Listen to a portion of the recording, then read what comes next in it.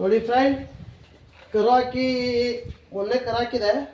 ನೀಟಾಗಿ ಅಡಿ ಎಷ್ಟು ಇಸಲಿದೆ ಜಾಸ್ತಿ ಮಾಡಿರೋದು ಅಡಿ ತುಂಬ ನೀಟಾಗಿ ನೋಡಿ ಎಷ್ಟು ಸಾಫ್ಟ್ ಇದೆ, ಎಲ್ಲ ಸಾಫ್ಟ್ ಇದೆ.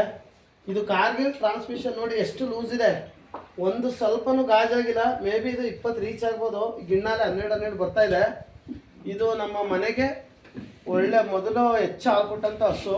ಕಾರ್ಗಿಲ್ ಟ್ರಾನ್ಸ್ಮಿಷನ್ ಮಿಕ್ಸು ಮತ್ತು ಹೊಸಮೆಂಟ್ ಟಾನಿಕ್ಕು ಕೊಟ್ಟಿದ್ದೀನಿ. ಕರು ಹಾಕಿದ್ಮೇಲೆ ನೋಡಿ ಕೆಚ್ಚಲು ಎಕ್ಸ್ಪೆಂಡ್ ಆಗಿದೆ. ಕರು ಹಾಕೋ ದಿನ ಮಾತ್ರ ಕೆಚ್ಚಲು ಬಿಟ್ಟಿದ್ದು.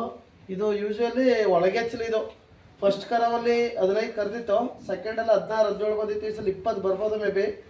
ತುಂಬ ಒಳ್ಳೆ ಕರುನು ಹಾಕಿದೆ. ನಾನೆಲ್ರಿಗೂ ಹೇಳೋದಷ್ಟೇ, ಕೆಲವರು ಏನು ಬೇಕಾದ್ರೂ ಹೇಳ್ಬೋದು, ಕಾರ್ಗಿಲ್ನ ಬೀಟ್ ಮಾಡೋ ಫೀಡು ಯಾವುದೂ ಇಲ್ಲ. ಕಾರ್ಗಿಲ್ ಟ್ರಾನ್ಸಿಷನ್ ಮಿಕ್ಸು ನೋಡಿ ಎಷ್ಟು ನೀಟಾಗಿ ಅಡಿ ಬಂದಿದೆ. ಹಸು ಎಷ್ಟು ಶೈನಿಂಗ್ ಇದೆ, ಎಷ್ಟು ನೋಡಿ ಬೋನ್ ಕಾಣ್ತಾ ಇರ್ಬೋದು, ಬಟ್ ಶೈನಿಂಗ್ ಇವೆ. ಜನಗಳು ಅನ್ಕೋಬೋದು ಮೂಳೆ ಕಾಣ್ತಾ ಇದೆ ಅಂತ.